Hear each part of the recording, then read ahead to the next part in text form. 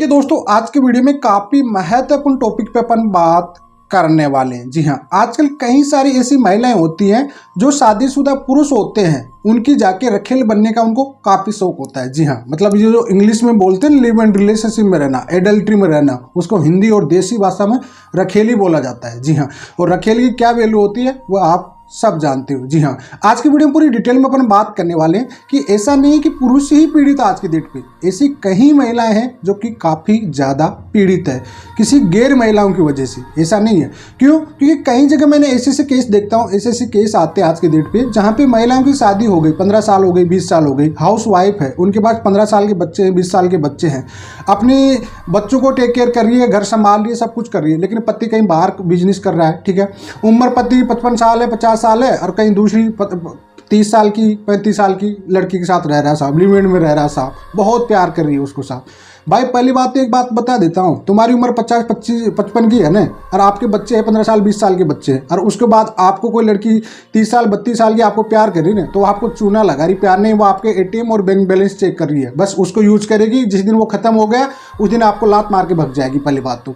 और दूसरी बात, जो लड़कियां होती है इस टाइप की, इनका तो काम ही यही होता है, क्योंकि इनका कोई मतलब ही है नहीं। इनको कहते हैं एक औरत की दुश्मन एक औरत ही होती है, तो इनको कोई मतलब है नहीं कि भाई इनके ऑलरेडी से बीवी बच्चे हैं, सब कुछ है, उनकी आधी उम्र के बच्चे हैं। ऐसी महिलाएं, सोचने वाली बात होती है। जो कि सबसे ज़्यादा पीड़ित कौन होती सी महिलाएं आज के डेट पे? कई सारे केसेस देखता हूँ कि साहब हमारी शादी को 15 साल हो गए, 20 साल हो गए, मेरे एक बेटी है, मेरे एक बेटा है, 2 बच्चे हैं, मैं उनको टेक केयर कर रही हूँ, वहाँ पे रहती हूँ, पति बाहर बिजनेस करता है, जॉब करता है, कहीं और को रखा हुआ है, उसकी उम्र तो बेटे की उम्र के हिसाब है, ये है वो है।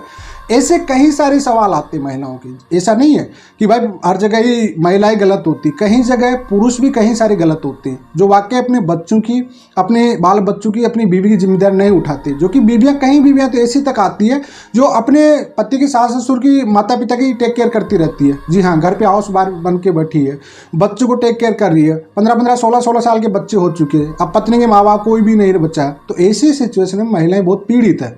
तो ऐसी कंडीशन में ऐसी जो महिलाएं होती है, घर तेड़ू होती है, जो उनका, मैं एक वर्ड ही बोलता हूँ, सबको पता है, रखेल वर्ड होता है वो, उनकी कोई वैल्यू होती है ना, घर की ना गांठ की होती है, लेकिन ये घर तोड़ने में होती है। देखिए, आपको आज की डेट में कानून कह दिया कि भाई आज की डेट में एडल्ट्री कोई क्राइम नहीं है, लेकिन इसका रिजल्ट है ना, ऊपर वाला बहुत बुरा देता है। जैसा करोगे वैसा भरोगे, ये बात माइंड में फिट कर लेना। जी हाँ, आज तुम किसी और का घर तोड़ रहे हो, एक दिन तुम्हारा भी टूटेगा।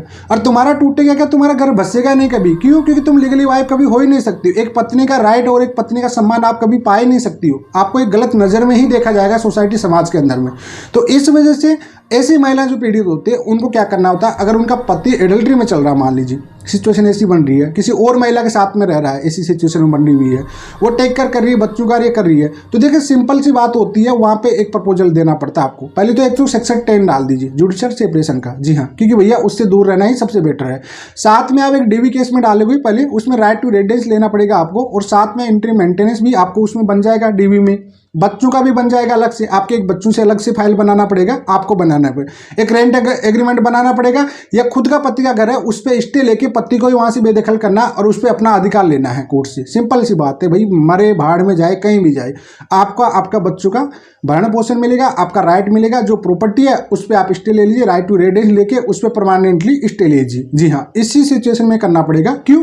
क्योंकि जब एडल्ट्री का मामला हो जाता है ना, तो कोर्ट कभी भी आपको साथ रहने का राइट नहीं देता। ये बात आपके माइंड में फिट कर लेना। जी हाँ, तो इस वजह से आपको प्रॉपरली एक तरकीब से जाना पड़ेगा कि भाई आपको पहले तो पूरे प्रॉपरली राइट ले लेना है, और साथ में अगर एडल्ट्री जैसा मामला होता है तो ऐसे में सेक्शन 10 डाल दीजिए कि आपको डाइवोर्स तो देना नहीं है, क्योंकि उम्र आपकी बहुत ज़्यादा हो चुकी है। अब इस उम्र में कहाँ जाओगे, कहाँ नहीं जाओगे। अब आपके बाल बच्चे भी पालना है, आपको खुद को भी ध्यान रखना है, आपका खुद का भी आगे कौन करेगा, क्योंकि आपने पूरी उम्र बाल बच्चों के पीछे कर दिया, उनके माँ बाप की सेवा करने में, पत्नी बन के रहने में ही कर दिया आपने। तो ऐसी सिचुएशन में आपको प्रॉपरली वे में जाना है। ऐसा नहीं कि वो मुँह मार रहा है, आप कुछ भी नहीं कर रही हो। अपना अधिकार मांगो, आप अपने बच्चों का अधिकार मांगो आप। जी हाँ, बच्चों का और उनका, अगर वो नहीं देता तो फिर जेल जाएगा डायरेक्टली, फिर जो रखा हुआ है ना वो भी छोड़ के भगेगी। क्यों? प्रेशर पड़ेगा ना, तो दो का प्रेशर मेंटेनेंस। आज की डेट में सबसे ज्यादा प्रेशर आता है वो मेंटेनेंस केस से ही आता है। ये बात आपके माइंड में फिट कर लेना। तो अगर ऐसी सिचुएशन कहीं महिलाओं के साथ है, उनका पति किसी और की गैर महिलाओं के साथ रह रहा है और उन पे जो अधिकार आपके बच्चों का और आपका है उसका मिसयूज कर रहा है, तो आप अपना प्रॉपरली राइट लीजिए। एक डीवी केस में जाइए, प्रॉपर आपका एक रेंट एग्रीमेंट बनाइए, या उसका पति का प्रॉपर्टी है उसी पे आप लोग उस पति को वहीं से बेदखल कर दीजिए और उस पर अधिकार ले लीजिए, स्टे ऑर्डर ले लीजिए। और साथ में भरण पोषण जो भी आपका बनता है अलग से फाइल लगाइए। आपके बच्चों का फीस, स्कूल फीस, जो भी कॉलेज फीस जो भी लग रही है उनकी सबको अटैच करके वाट लगा दीजिए। और कोर्ट से ऑर्डर हो गया, 1 महीने में नहीं दे रहा है तो जेल जाएगा, फिर परमानेंट जेल जाएगा। तो दूसरी वाली है छोड़ के भग जाएगी, बिना वजह से भग जाएगी वो। ठीक है, क्यों? क्योंकि वो कोई प्यार यार नहीं कर रही है, वो पैसों से प्यार कर रही है। जब तक पैसा है तब तक रहेगी, नहीं तो उस दिन छोड़ के भग जाएगी। तो उम्मीद करता हूँ आपको समझ में आ भी गया होगा। सॉल्यूशन मैं इस वीडियो में